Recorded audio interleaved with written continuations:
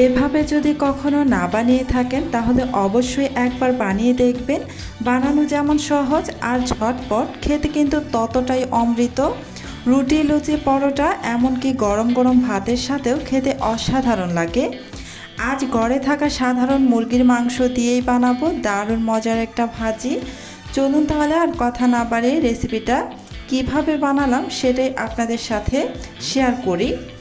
এখানে আমি প্রায় হাফ কেজির মতো হবে মুরগির মাংস নিয়েছি। এই মাংস শুধু হাড় ছাড়া শুধু মাংসটাই নিয়েছি, এখানে হাড় ব্যবহার করিনি। আর এই মাংসগুলোকে আমি একদম ছোট ছোট করে কেটে নিয়েছি, দেখে নিশ্চয়ই বুঝতেই পারছেন।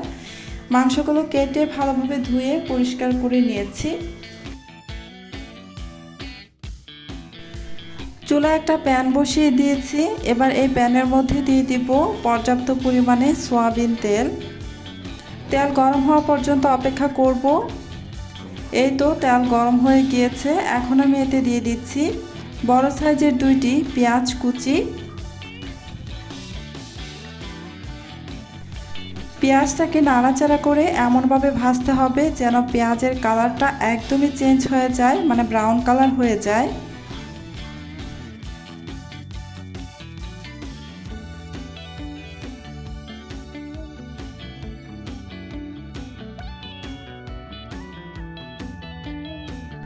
পেঁয়াজ ব্রাউন কালার হয়ে গেছে। এখন আমি এতে দিয়ে দিচ্ছি 1 চামচ পরিমাণ রসুনের পেস্ট আর 1 চামচ পরিমাণ আদা পেস্ট।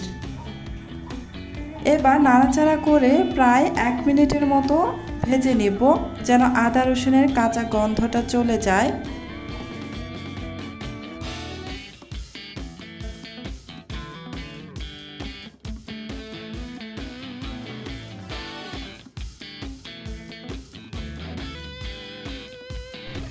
সামান্য একটু পানি দিয়ে দিচ্ছি, কারণ এখানে গুঁড়া মশলাগুলো অ্যাড করব, যেন পুড়ে না যায়, সেই জন্য এখানে সামান্য একটু পানি দিয়ে দিলাম। আর এই রান্নায় কিন্তু পরবর্তীতে আর কোনো পানি ব্যবহার করব না, তাই মশলাটাকে অবশ্যই ভালোভাবে কষাতে হবে। প্রথমে দিয়ে দিচ্ছি স্বাদ অনুযায়ী লবণ, হাফ চা চামচ হলুদের গুঁড়া, প্রায় 1 চা চামচ মরিচের গুঁড়া, ধনিয়ার গুঁড়া দিয়ে দিলাম হাফ চা চামচ পরিমাণ, জিরার গুঁড়া হাফ চা চামচ পরিমাণ। এবার সমস্ত মশলা একসাথে নাড়াচাড়া করে ভালোভাবে মিশিয়ে নিচ্ছি। এই মশলাটাকে খুব ভালোভাবে কষাতে হবে। চুলার আঁচ একদমই মিডিয়াম টু লো আঁচের মাঝামাঝিতে রেখে মশলাটাকে খুব ভালোভাবে কষিয়ে নেবে। যেহেতু পরবর্তীতে আমি আর কোনো পানি ব্যবহার করব না এই রান্নায়, তাই মশলাটাকে আমি বেশ ভালোভাবে কষিয়ে নিয়ে এবার এখানে মুরগির মাংসগুলো দিয়ে দিচ্ছি।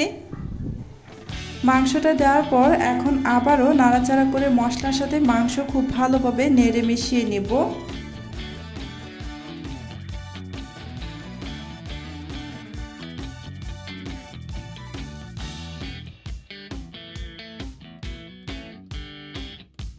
ভালোভাবে মেশানো হয়ে গেছে। এখন আমি ঢাকনা দিয়ে ঢেকে কিছুক্ষণ অপেক্ষা করব।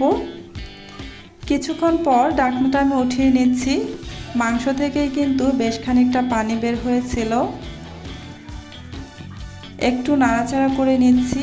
এখানে এক্সট্রা করে কোনো পানি দেওয়ার প্রয়োজন নেই। রান্নাটা কিন্তু একদমই খুব দ্রুত হয়ে যাবে, যেহেতু এই মাংসগুলো একদমই ছোট ছোট করে কেটে নিয়েছি, তাই এখানে পানিও লাগবে না আর মাংসটাও খুব দ্রুত হয়ে যাবে। এই যে আবারও একটু ঢাকনা খুলে আবারও নাড়াচাড়া করে দিলাম। মাংসটা কিন্তু একদমই ভাজা ভাজা হয়ে যাচ্ছে, পানিটা একদম শুকিয়ে গিয়েছে। এ পর্যায়ে এসে এখানে দিয়ে দিতে হবে কাঁচামরিচ। আমি 4-5টি কাঁচামরিচের মাঝখান থেকে শুধু কেটে নিয়েছি।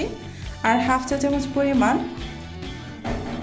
গরম মশলার গুঁড়া দিয়ে দিলাম। এই গরম মশলার গুঁড়াটা কিন্তু স্কিপ করা যাবে না কোনোভাবেই। এবার নাড়াচাড়া করে একদম ভাজা ভাজা করে নেব।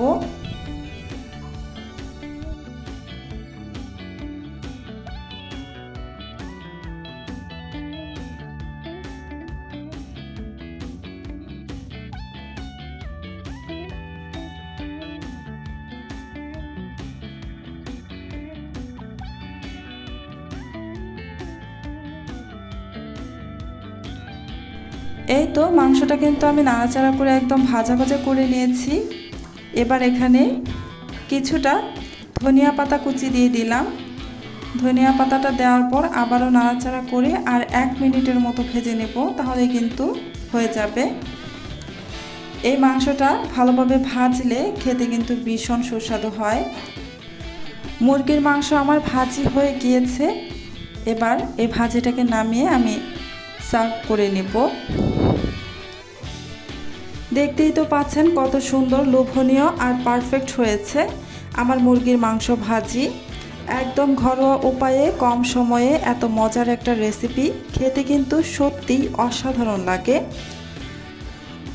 আপনারা বাসায় একবার হলেও ট্রাই করে দেখবেন, আশা করছি আপনাদের কাছেও কিন্তু ভীষণ ভালো লাগবে।